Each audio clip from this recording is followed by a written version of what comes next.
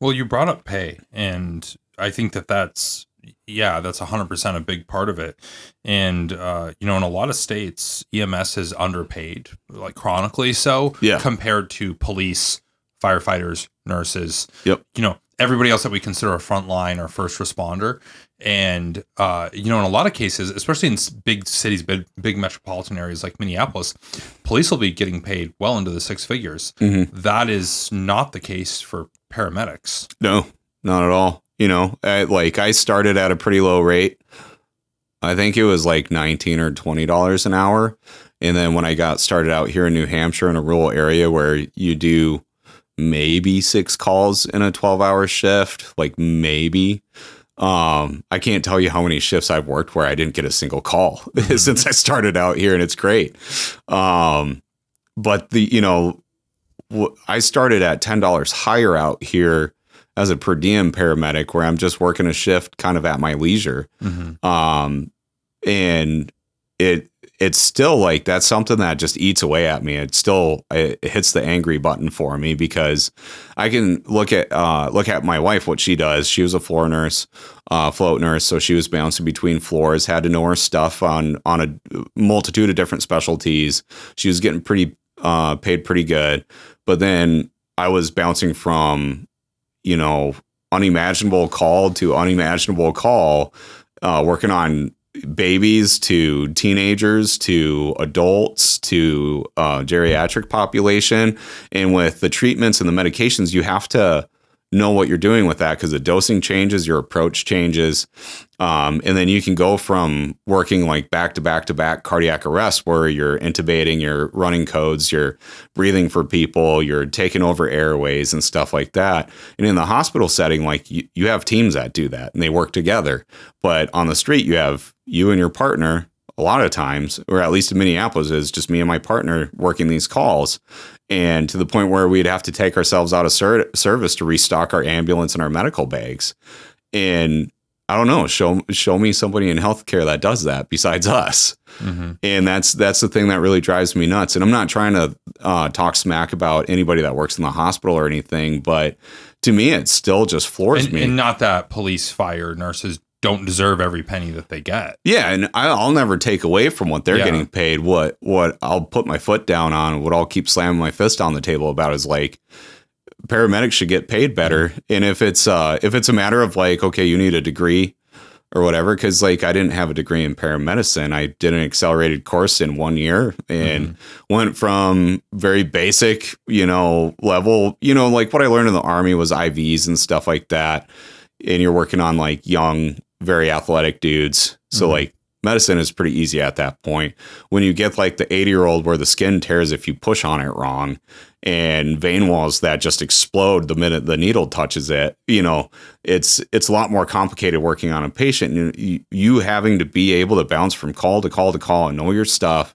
And we operate within protocol, and depending on the state and the service you work for, sometimes it's very limited. And I call that more technical paramedicine, where your medical director tells you exactly, step A, B, C, this is what you do. To where I worked in Minneapolis, where the protocols were kind of like guidelines. Like if you did something that was outside of protocol and you could defend yourself with research or like, explain why you did it, you're never going to get in trouble as long as it was in the benefit of the patient. At that point, you're thinking as a clinician. And to me, that's where it's like, okay, why doesn't the pay reflect that? You're getting paid the same amount as somebody working at literally a starting pay at McDonald's or Target or something at $19 an hour. Yep. I mean, that's pretty wild. And there's, when you're trying to survive off of that of course that would lead into mental health issues on top of the things that you're just experiencing at work. But, you say, you don't have necessarily a degree in it. Well, police officers don't necessarily have to have a degree either. Yeah. You do have required schooling. You have to pass the national registry. And it should be noted that a regular EMT and a paramedic are not the same thing. Can you talk about the different levels there? And like, you're a paramedic. Yeah. That is not the same as everybody that may or may not be on your typical ambulance. Yeah. Like some services, like my fire station, we have a paramedic and an EMT on the bus. Sometimes it's 2 EMTs, and paramedics can respond from home to if there's a need for a paramedic. In Minneapolis, we worked with dual paramedics. So there's 2 paramedics to each ambulance. Then you had your BLS crews, which are EMT basics. In Minnesota, they're variants, so they can do a little bit more than like what the traditional EMT basic would be. They could administer certain medications through different routes, like intranasal, like Narcan, or nitroglycerin through a different form. They're not giving that through an IV, but they can do oral or I think it was just oral tablets. Stuff like that. But then you can go up to advanced EMT. That's when you're starting to get into like cardiac medication administration.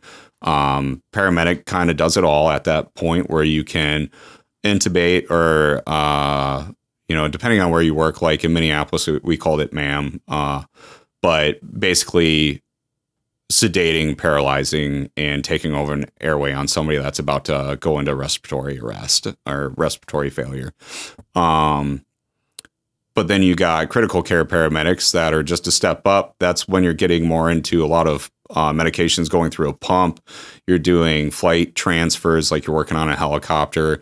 You're getting into some pretty critical cases where you're transporting people that very well could die at any second. So you have to have like that higher degree of education, that knowledge, that training, all while in a helicopter. And there's different things that work, go into that, of course, with how you can even treat a patient when you have a working space of like maybe 4 feet by 4 feet. Mm-hmm. You can only have access to one side of the patient, versus in an ambulance, you can usually get access to all sides. But it really does vary state to state. And I think that's a part of why like the pay thing is going to continue to be an issue until we get it standardized across the board. No more like county medical directors or state medical directors or city-based medical directors. Because, in Minneapolis, we had our medical directors at the hospital I worked for, really well regarded, really, really, really experienced medical directors, had worked with the DOD, worked on the civilian side, have conducted their own research. Our protocols were always based on the research being conducted by them. So if it went against like the national standards, we started doing things based on like the research coming from our patients. Mm-hmm. But then you can go to a different state where paramedics don't really get to do that much, like you can't RSI somebody. Like if I remember right, at my station right now, I can't RSI anybody. I can intubate them if they're in cardiac arrest or they're in, full on respiratory arrest where their lungs aren't working. There's a lot of work to be done on that front. Yeah. And one of the things that I found just kind of, again, researching for this interview, I mean, you started off or were getting paid $19 an hour as a paramedic in Minneapolis. There's a lot of regions of the country or localities that their paramedics are starting off at $13, $14 an hour. Mm-hmm. And again, a paramedic, not a EMT, a paramedic. Literally why I didn't start working in South Dakota as a paramedic, because that's the rate I would have started at. In where in South Dakota? Sioux Falls. Which is the biggest city. Yeah. Not really a Up city, there. but it's the biggest in South Dakota. As far as South Dakota goes. Yeah. Yep.